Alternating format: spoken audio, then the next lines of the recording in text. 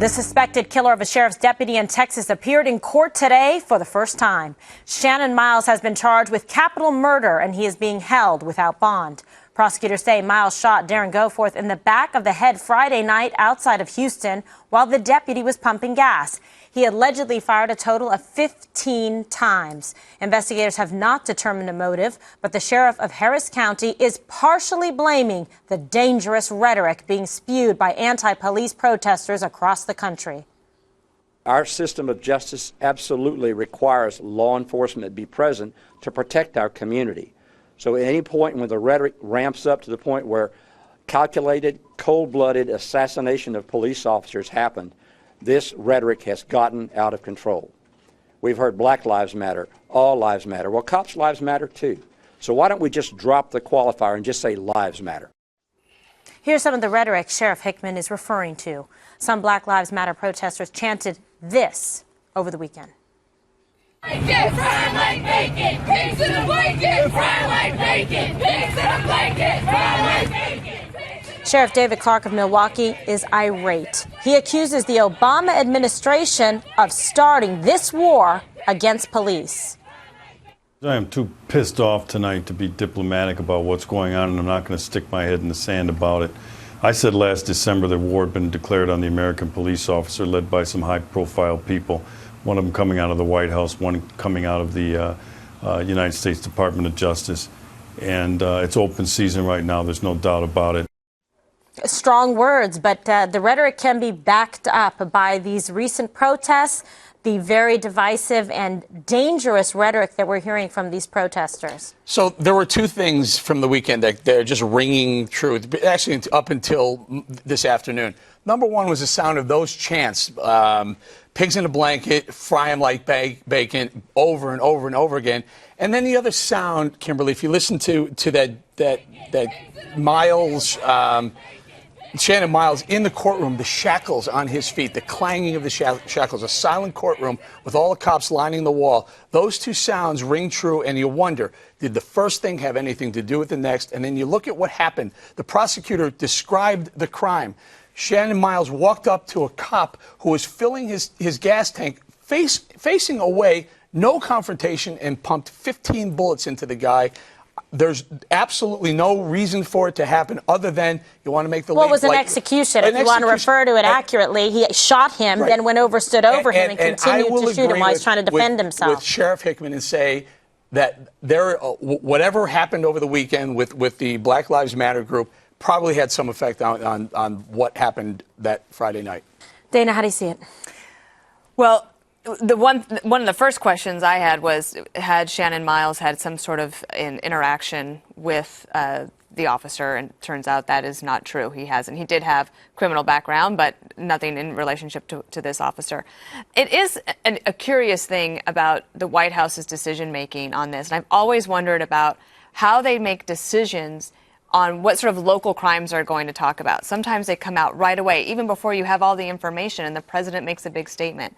On something like this, they're silent. And you do have to wonder at some point, does the White House not realize that there is this anxiety amongst the police, there may perhaps a rift between the communities and the police officers, and then the growing movement, seems a very powerful movement, of Black Lives Matter. And will they decide to say something? I think that they should, but it seems to me that they are trying to hold back as long as possible.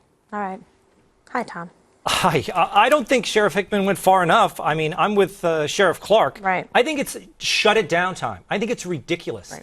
And I think that this is criminal stuff. These organizations, it's not a civil rights movement. Call it what it is. It's a lie from the beginning. And these protests, I'm going to put a lot of responsibility, not just a little bit. It contributed to. This is a violent group. I think it's time to shut them down. And the federal government's not going to do it. I think the state governors should go in, and when there's protests, shut them down. People are drunk on rights in this country. These people are violent. It's horrible, and I think they should go in there and do whatever they have to. I don't know if it's RICO laws or something. I mean, this is like a criminal organization. I think it's time to arrest these leaders because they're threatening people and they're causing violence. Right, and at a certain point, it's worse to me, it seems, than shouting fire in a crowded theater, which is one of the constitutional law cases that we talk about. But I know, Juan, you seem utterly confused because you have a very quizzical look on your face. I am. I'm just surprised by so many levels. First of all, I don't understand what Sheriff Clark of Milwaukee is talking about. He never said why he would make this charge against the Justice Department. I don't know if he's talking about Eric Holder. I don't know if he's talking about Loretta Lynch. He said he's making this charge against the White House for inspiring this. I can't tell you the number of people who are not only in the White House, but in terms of senior black leadership in Congress and elsewhere, don't want anything to do with Black Lives Matter, think that they are crazy people. And you see this in the polls today. Wait a second, let me finish my point. In the polls today, 2/3 of black Americans, 2/3, say that the saying should be all lives matter. 2/3. It's overwhelming in terms of white America. And I think that's what I'm hearing from you at the table, is you guys see this as somehow tied to the shooting in Houston. And I'm telling you, most people view the Black Lives Matter movement as juvenile, ineffective. This weekend, they were throwing stuff not only at Bernie Sanders, but at the Democratic National Committee and saying change will not happen through the political system. They're getting bigger and bigger. They're getting more aggressive. They're getting more, the rhetoric, they're stepping up the rhetoric. They're thugs. Fry them like bacon. Come on. What did people say outrageous things? Listen, and I would disagree with Tom. I think people have the right to protest. Sure. Look at the Westboro Baptist Church, right? Yeah. They are as disgusting and despicable as they come, but they have a right to do it. However, when people are using what they're saying, and listen, we need to hear what Shannon Miles said. Why did Shannon Miles decide to execute that cop? Why? Well, what the police in Houston said was that they assumed, they're acting on the basis at this point, that he was shot because he was in uniform. He was a cop, and as Dana said, right, so is this guy is violence. This is guy the is rhetoric not of Black Lives Matter stepping up. Just a moment. This guy is not some rights leader, Tom. This guy's a rank criminal with a long record of criminal behavior. I know. Well, that's what I'm saying. I mean, they are sullying the good name of the civil rights movement. It's not a civil rights movement. High five. And I think, why not? If you can't shut down cities, I think Ferguson is not a protest. It is a mob, and they should shut it down. You're hitting on something, and one, the black leaders in the country should step up and say, you know what, it's not Black Lives Matter. Get rid of this stupid group. So let me it's all lives matter, blue lives matter, white lives matter, all lives matter. How many people have you spoken to? Black leaders. Leo Terrell, good example, right?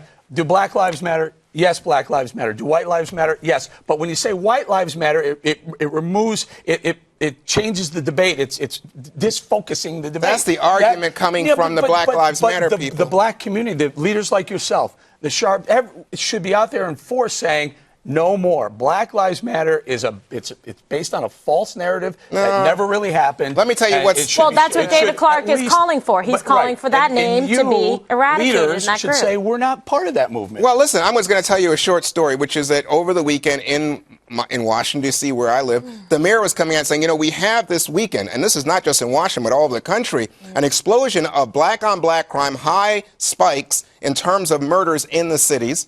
And she's saying we're going to do something more, we're going to add more cops, etc. Black Lives Matter shows up, shouts down the mayor. And this is a black mayor. And the mayor says, I'm not going to be intimidated by you. So this is not, I sometimes think you guys are hearing it one way, I'm hearing it another way. You think that there's some kind of racial war about to start. I don't think that's it. What do you hear then? What I hear is that there are a bunch of very frustrated and I think impotent Black Lives Matter's leaders. They don't have an effective group and they don't know how to create change. And all they're doing is lashing out. And by the way, not lashing out at Republicans, not lashing out at white leaders, lashing out principally at blacks, at black And in leadership. fact, over the weekend, they actually rejected the DNC's. Yes.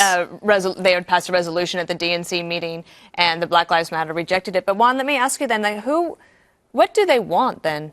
Well, that's a good point. What's the request? Yeah, I'm with you, Dana. I mean, and by the way, guess what? I know she's not popular at this table, but that's what Hillary Clinton said when she was confronted. Said, what do you guys want? And they said, we just want to know that your heart is in the right place. And she said, you could fill Yankee Stadium with hearts.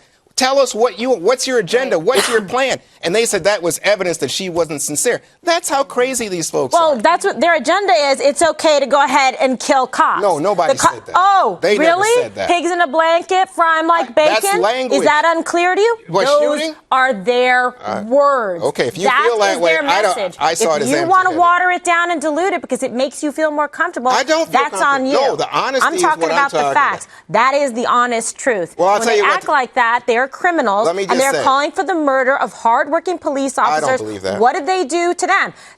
Everybody needs cops. Yes. Everybody needs cops in their community so Correct. their kids can play in parks, you Absolutely can walk down right. to the streets, you can go safely to True. schools, so people can get to work to earn a living to support their family. How dare they compromise everybody else's safety? They're not cops. They They didn't are. call for anybody They to are. execute cops. I'd be news to me, but I Crazy. know they don't like cops. And do they have a legitimate argument about what happened with Ferguson, Staten Island, Baltimore, in Houston with Sandra Bland? Yes, but this is not. Their movement seems to me to be empty-headed and without purpose. And then given. And more people like you should be I think out there people are saying it. enforcing, Calling to shut it down. Well, not necessarily shut them down, but call them for what they are, as Dana points out, with no purpose, with no goal, and certainly no productive goal. The more black leaders that do that, then eventually they will go. They'll be reduced to, it's those Westboro Baptist types over there who are just making a lot of noise, not really affecting any change at all. Yeah, but the people that show up to those protests and side with that movement and with their rhetoric and with their violence and the things that they suggest and call for, then you're no better than they are. Like, stand for something, choose to be part of a different group that is respectable, that is peaceful, that honors the values and the ideology of the civil rights movement that did a tremendous amount in this country. Show some respect for yourself and for those you love. And it's not just they are calling for violence. They are doing, with the pigs in a blanket. They're calling for violence, but even when they aren't, they are calling for people to impede with the police wherever they see them. I see this on Facebook. They say get in there and stop them when they're working. And that causes danger. Police die when that happens. It's not just people who say execute them. I wanted to bring that up because we're talking about, like, we want black leaders to stand up and say something. And I actually think a lot of this is being fueled not by the spoken word. It's on social media, in particular on Twitter, where law enforcement has already enough that they have to keep track of, but it's very difficult to keep track of social media as well. And there's a whole, it's like pouring fuel on the fire. And everybody's got a phone, everybody has access to it, and so there's actually, there's something to be said about speaking from a pulpit or speaking on television, but it's actually in the social media world where it needs to be handled better. Can I throw one other stat out there? One, you talk about Ferguson, you talk about Baltimore, you talk about Houston. You named 3, right? There are 7 dead law enforcement officers in the last 10 days.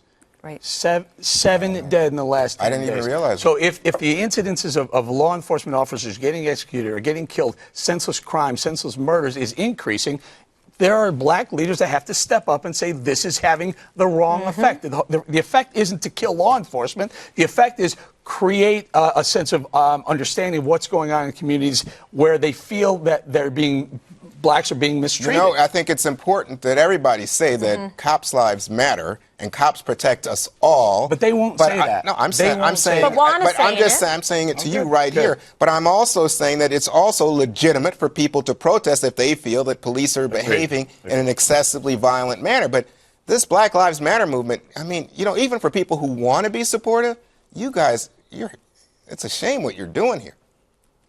It's wrong. Thank you, Juan, for that. I appreciate it. They have to ask themselves this. Has the amount of blood spilled quenched your thirst yet?